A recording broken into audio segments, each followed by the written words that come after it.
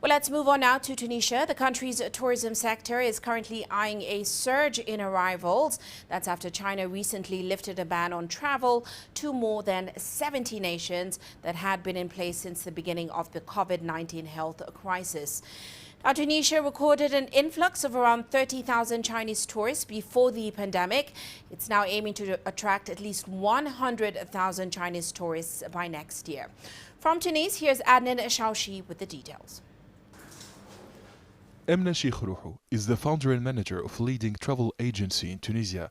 The tourism expert believes that opening up to the Chinese market will benefit the whole tourism industry in the North African country. The tourism sector is vital in Tunisia.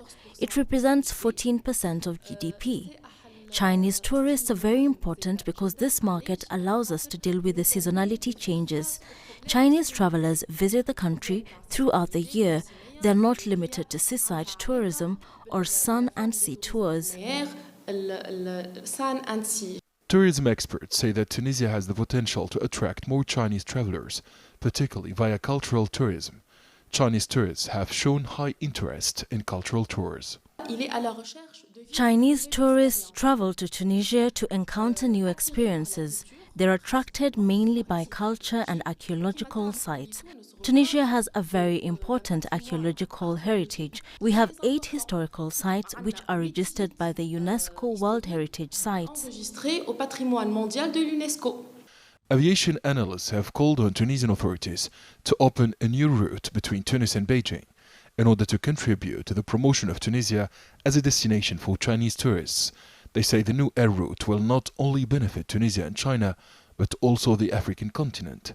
And that's because the Carthage International Airport aims to become a hub serving several destinations in Africa. China could be an interesting market. The national carrier Tunisia has studied the profitability of launching a new route from and to China. We are open to promising markets. The Chinese Ministry of Culture and Tourism earlier this month called on travel agencies and tourism service providers to resume marketing group tours abroad for Chinese tourists. The tourism industry in Tunisia views this announcement as an opportunity to boost this sector. As Chinese tourists return in greater numbers from this month, they will likely play a crucial role in the recovery and development of the tourism industry in Tunisia and the whole of the North African region. Emna Cheikhrouhou, CGTN, Tunis.